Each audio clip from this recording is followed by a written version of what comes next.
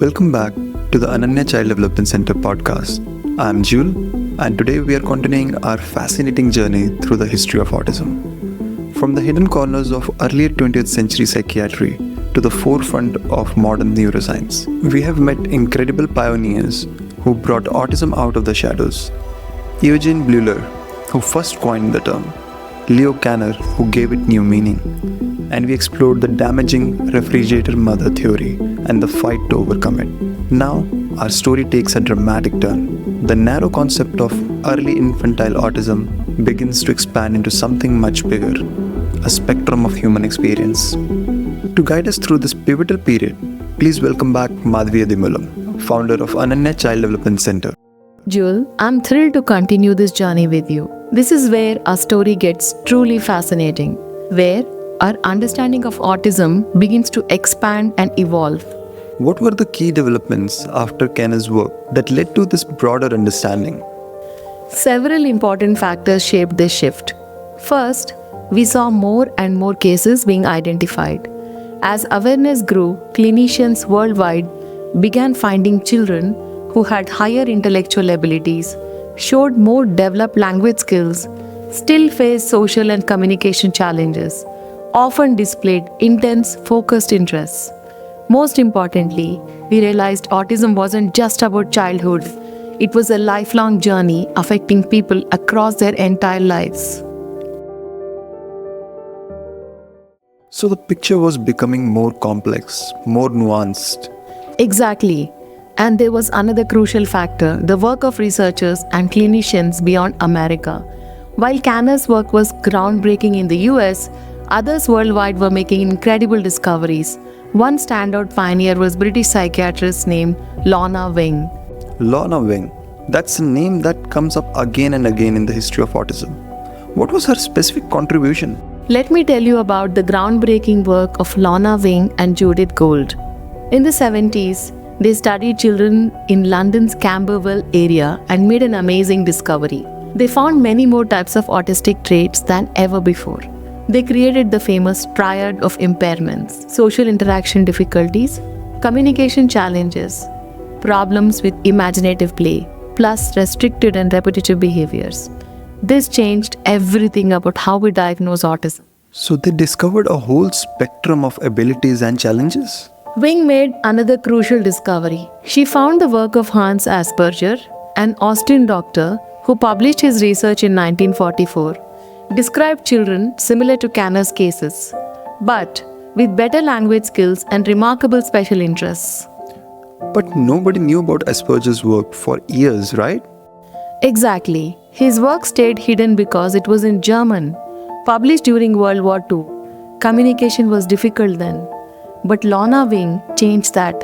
She translated his work, introduced Asperger's syndrome in 1981, brought his ideas to English-speaking world. So we had two different presentations: Kanner's early infantile autism, Asperger's autistic psychopathy, both describing what we now know is one spectrum. Exactly. Wing saw the bigger picture. She realized Kanner and Asperger were seeing the same condition, just different points on a continuum. This led to the revolutionary autism spectrum concept, moving us away from rigid categories towards a more flexible understanding. And this spectrum concept is now central to our understanding. Absolutely. The spectrum shows us that autism isn't one size fits all. Every person is unique. Strengths and challenges vary widely. Even the same person can change over time. How did this shift towards a spectrum model impact diagnosis and intervention? It had a profound impact. Let me explain. The diagnostic criteria evolved to reflect the spectrum concept.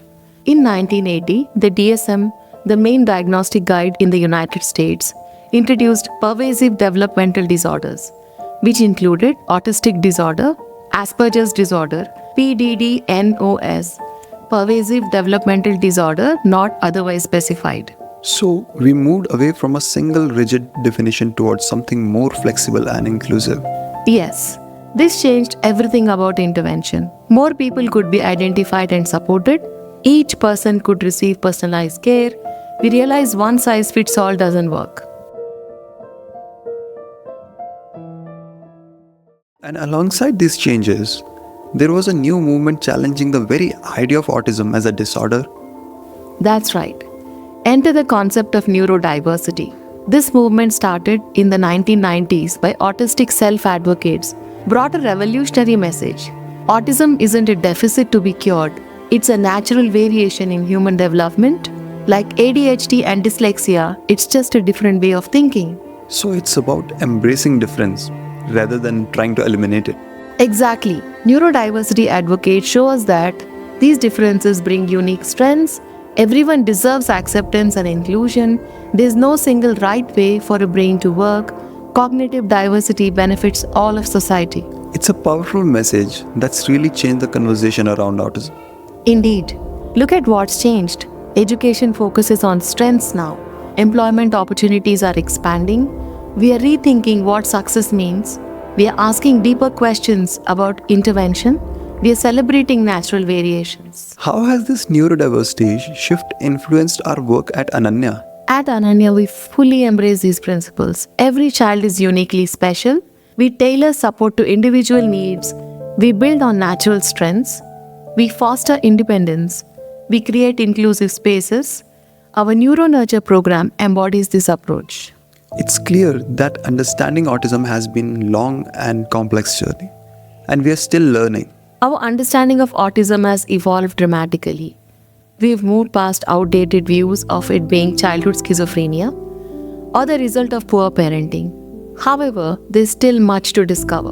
The research landscape is dynamic, with new findings emerging constantly about the complex genetic factors, environmental influences, brain development patterns, diagnostic approaches. What are the most promising research areas right now? Two major areas stand out. Genetic research. Scientists have identified key genes. We are learning how these genes interact, understanding environmental triggers. Brain imaging advances. New techniques show brain structure, better understanding of neural connections, potential for earlier diagnosis, more targeted treatments. And what about environmental factors? Environmental research is fascinating. We are studying prenatal conditions, early childhood factors, the gut-brain connection, microbiome influence on development. It seems the picture gets more complex with each discovery. Complex, yes, but incredibly encouraging. Each discovery brings us closer to better understanding, improved interventions, more effective support, a more inclusive society. How is technology changing the field? Technology is revolutionizing autism support through innovative diagnostic tools, communication apps, social skills programs, virtual reality training, and remote support services. At Ananya, we are integrating these advances into a child-centered approach.